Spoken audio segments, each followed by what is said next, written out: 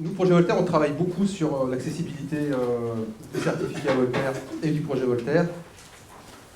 On avait commencé à évoquer la chose l'année dernière lors de la journée d'orthographe et on a beaucoup avancé.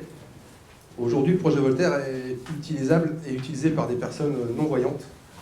Et donc, on va commencer la journée par une expérience qu'on va vivre ensemble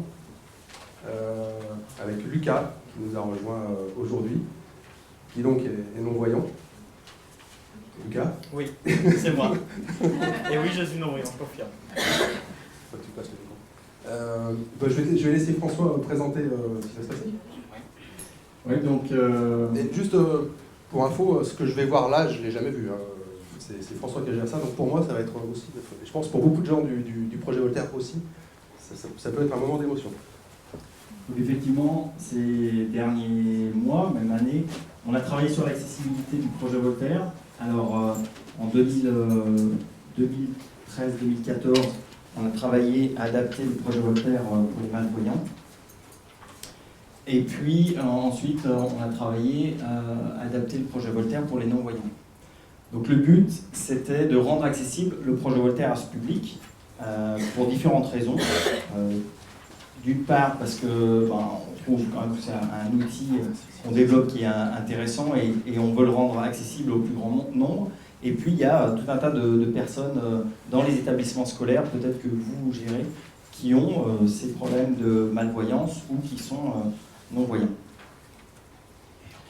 Alors, pour adapter le monde du numérique aux non-voyants et aux malvoyants, il y a tout un tas de solutions, soit des solutions logicielles, donc des logiciels qui font des loupes, qui permettent de naviguer avec un ordinateur classique, un équipement classique, de grossir les caractères et de se balader sur l'écran pour pouvoir s'en servir. Il y a aussi des outils de mise en évidence, des outils de mise en page différents qui permettent de grossir les textes sur toute la page et après de se balader sur les écrans. Il y a des vocaliseurs et puis il y a des claviers braille. Donc en fait, tout ça fonctionne sur Mac, sur PC et avec les différents navigateurs. Donc il y a une offre logicielle, des solutions qui sont diverses, qui ne fonctionnent pas toutes entre elles. Et quand on prend un site web classique, c'est très difficile, c'est peu courant d'avoir des sites web qui sont accessibles à l'équipement des différents malvoyants ou non-voyants. Donc le but, c'était de créer une version adaptée, donc de travailler vraiment spécifiquement sur le projet Voltaire pour le rendre accessible au maximum d'équipements, les équipements que je viens de décrire. Et pour ça, on a fait une collaboration pendant 2 ans avec le CTRDV. Donc je vais les appeler Laurie et Marie-Laure, qui sont des expertes de la déficience visuelle. Donc elles vont nous expliquer ce qu'est le CTRDV. On a la chance d'avoir le CTRDV à Lyon, qu'on a rencontré par connaissance. Et donc on a travaillé avec elles sur l'adaptation du projet Voltaire à cette problématique de malvoyance et de non-voyance. Je te laisse présenter rapidement ce que c'est le CTRDV. Bonjour à tous, donc je m'appelle Laurie Dumas, je suis transcripteur, adaptateur de documents en braille et caractère agrandi. C'est une de nos missions au CTRDV, on en a plusieurs, dont l'adaptation de documents pour les élèves qui sont en situation d'intégration et d'inclusion en milieu ordinaire. Donc au niveau de la région Rhône-Alpes, donc ça représente 450 jeunes à peu près. Et donc on leur fournit leur support de cours. Les enseignants prennent contact avec nous, nous demandent les extraits de manuels scolaires ou leurs propres cours dont ils ont besoin et on les adapte en braille ou en caractère agrandi et sous divers formats, donc soit au format papier, soit au format numérique de plus en plus puisque les jeunes sont dotés de matériel informatique. Effectivement, on travaille depuis 2 ans maintenant sur cette question de l'orthographe qui est un peu problématique chez le public qu'on suit, puisque du fait qu'on ne puisse pas prendre connaissance visuellement du mot, et forcément, il y a un moment donné, il y a certaines lacunes qui s'installent, et avec tous les apprentissages autres que les élèves ont, souvent l'orthographe passe un peu au second plan. et on a tendance un peu à l'oublier. Donc on s'est dit que ça pouvait être très intéressant pour le public qu'on suit de se pencher sur cette question-là. Et puis avec le projet Voltaire, d'avoir une solution qui était ludique pour les remettre un peu dans le bain et puis leur donner l'envie de s'améliorer sur la question de l'orthographe.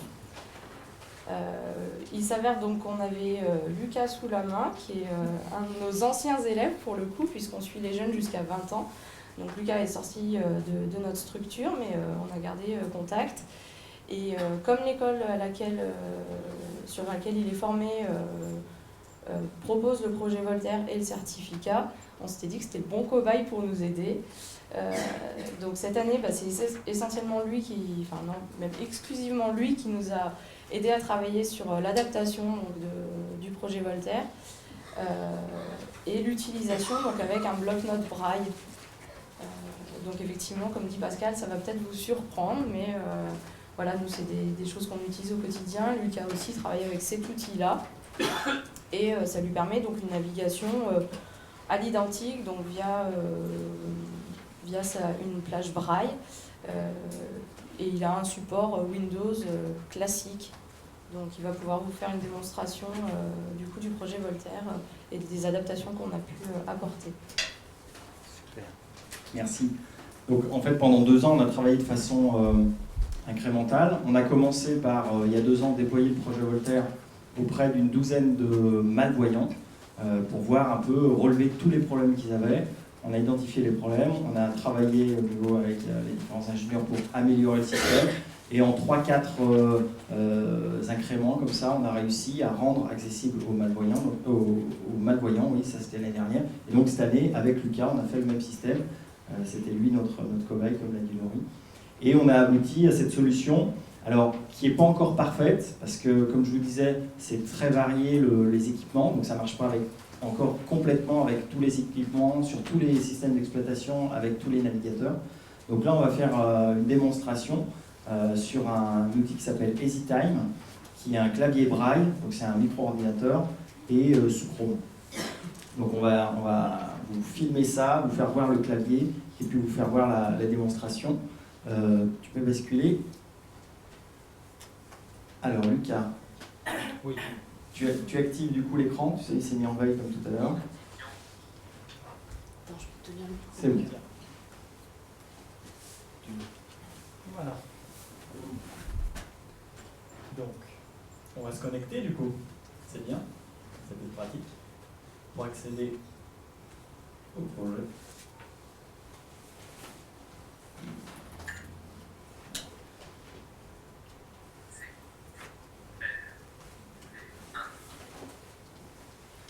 Donc là, le clavier, c'est un petit ordinateur qui est un clavier braille. Alors, je vais le filmer tout à l'heure, mais on va laisser se connecter. Ouais, je me connais. Et puis, il y a un vocaliseur.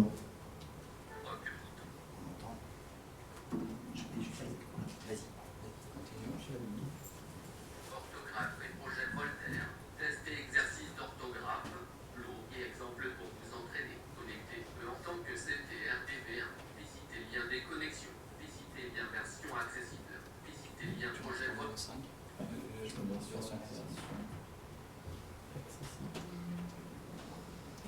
On entendait un petit peu le vocaliseur. Non, je ne l'ai pas.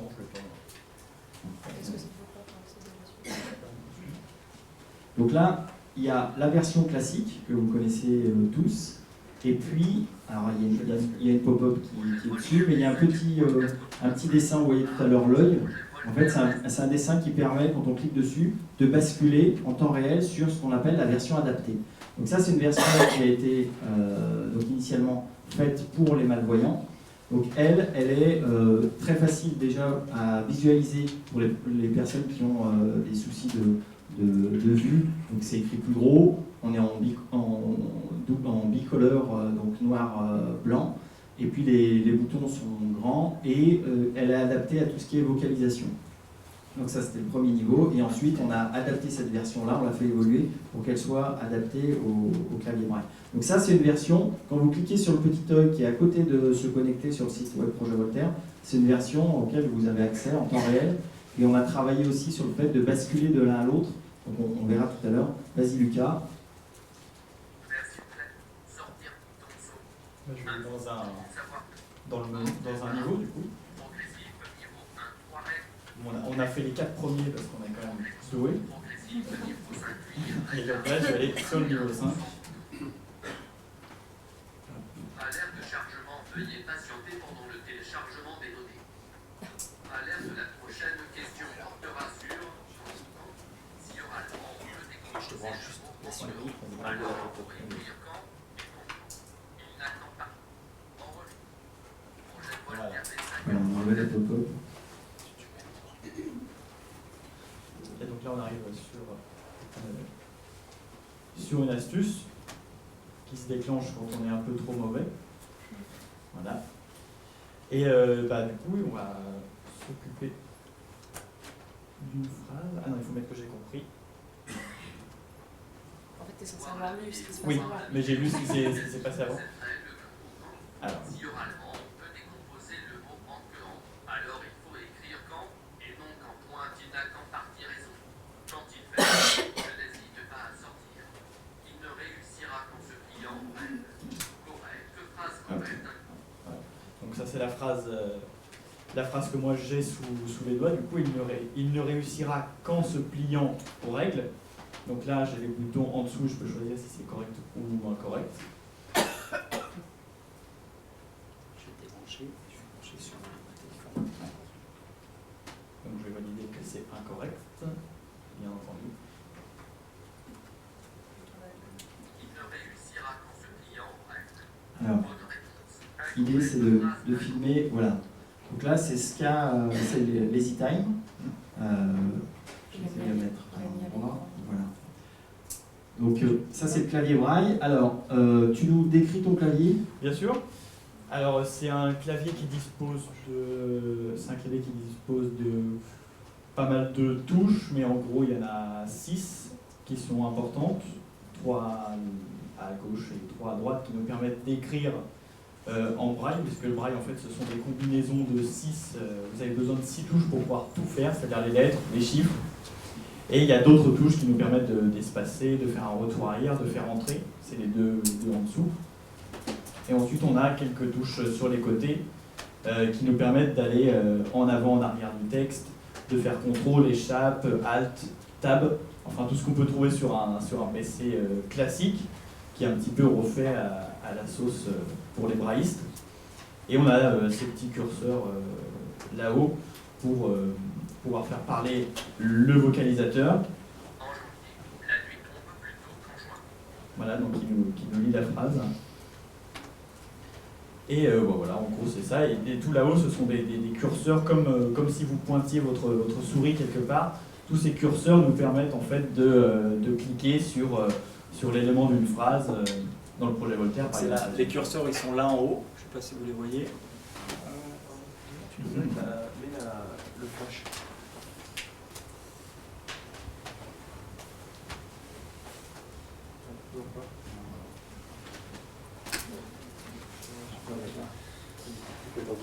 Donc en fait, en haut, il y a les endroits où on peut cliquer, et dessous, il y a les caractères braille. Donc c'est avec ça que Lucas peut lire la phrase et détecter les fautes. Donc on voit, je ne sais pas si vous voyez, sur la gauche, ça clignote, il y en a un petit qui clignote. Donc en fait, ce n'est pas des lumières, hein, c'est des petits picots qui se lèvent et qui descendent. Et on voit du coup le curseur est tout à gauche. Vas-y, mets ton doigt dessus. Il est là. Voilà, parce qu'il clignote. Et ensuite, en se déplaçant, il va en se déplaçant dans la page, le curseur va avancer. Il va se déplacer aussi, ouais. Vas-y, on te laisse faire. Ouais, donc je vous lis la phrase. Du coup, en janvier, la nuit tombe plus tôt qu'en juin. Donc là, c'est pareil, encore correct ou incorrect. On va mettre que c'est correct. Bah là, il n'y a que toi qui peux le savoir. Ouais. Non, il pourrait m'aider quand même dans la salle un petit peu. C'est sympa. Alors. C'est maintenant que tu as rendu des photos. Ah bon? Non, pourquoi? Il faut encore en valider une. Ah bah oui, bah voilà. Alors, on en fait la dernière d'astuce du coup. Malheureusement, le candidat ne s'exprime qu'en français. Comment te dire que en... Ah non, non, non, non, non. J'ai fait cliquer sur incorrect. Correct. Sortir, bouton sortir, correct, bouton trace correct. Voilà. Donc là, j'ai fait tout juste et je vais pouvoir sortir pour retourner sur le niveau 5. Vous ne pouvez entrer compte tenu de soirée point. Donc là, on est retombé directement sur une phrase qui m'a lu vocalement. Et ensuite, donc, je peux cliquer absolument de partout. On va attendre, on va basculer. Ouais.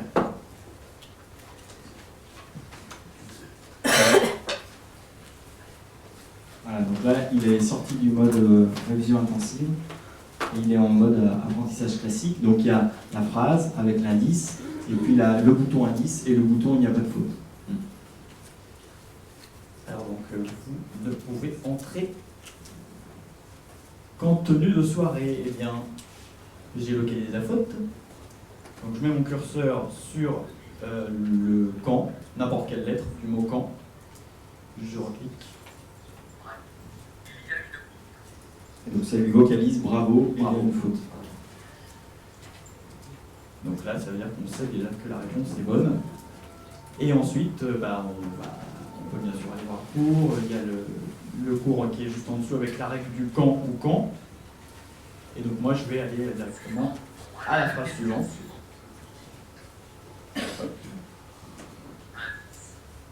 Alerte, la prochaine question portera sur participe passé Encore une conjugué astuce. avec l'auxiliaire avoir un quand il est conjugué avec l'auxiliaire avoir.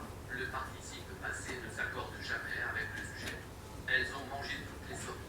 Astuce bouton, comment retenir la règle, voir la vidéo explicative de cette règle, voir la... Bon, donc là, il me lit tout du coup.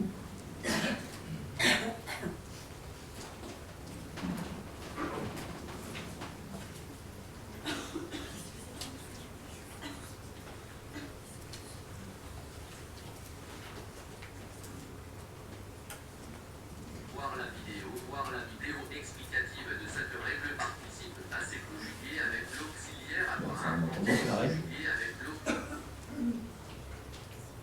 Alors donc la secrétaire a envoyé toutes les invitations.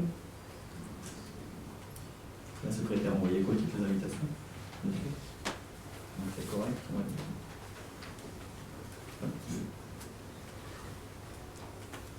La secrétaire a envoyé toutes les invitations.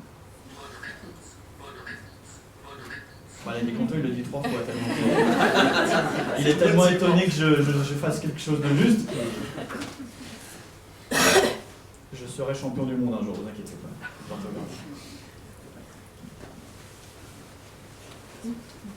Alors donc forcément, ça prend un petit peu plus de temps, on va dire, que quelqu'un de valide, mais c'est largement faisable.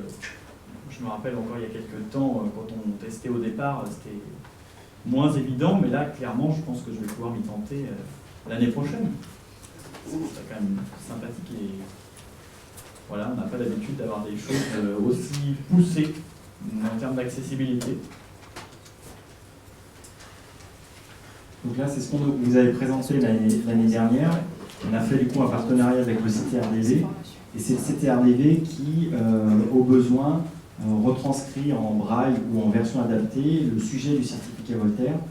Et donc pour rendre accessible, on a rendu accessible le projet Voltaire en version numérique, mais on a rendu accessible le passage du certificat Voltaire. Et fin mai, il y a eu la première non-voyante qui a passé son certificat Voltaire. Je ne sais pas son score, on a su son score. Ouais, on n'a pas spécialement regardé son score. En tout cas, elle avait du coup l'intégralité de son sujet. Donc c'est un sujet, tous les sujets sont différents. Donc c'est le sujet qui a été généré pour elle, qui a été envoyé au CTRDV, qui a été du coup retranscrit en braille. Donc ça fait un gros catalogue comme ça. Et ensuite, il a été envoyé au centre où elle passait son certificat. Donc elle a passé le certificat avec une personne qui a aidé à cocher la case. Donc il faut quelqu'un qui l'aide à cocher les différentes cases, en fait martial cases. Et c'est elle qui lit les phrases et qui choisit A, B, C ou D par phrase.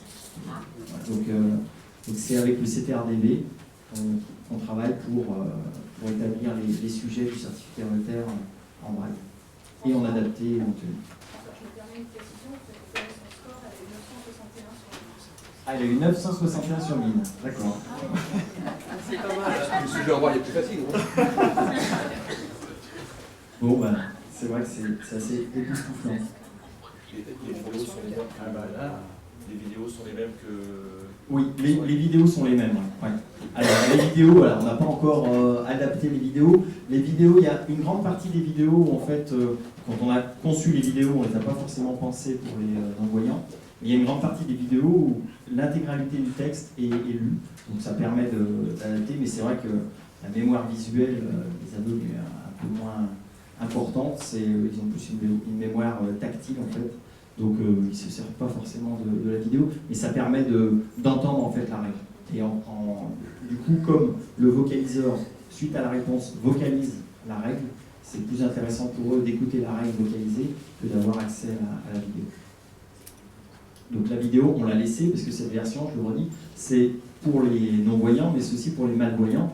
Les malvoyants, ça peut être des personnes qui voient mal les couleurs, le vert, le rouge par exemple, sur correct, incorrect. Donc quand ils utilisent la version projet Voltaire classique, ils ne vont pas voir, donc ils basculent de l'un à l'autre. Je vais pencher la souris juste.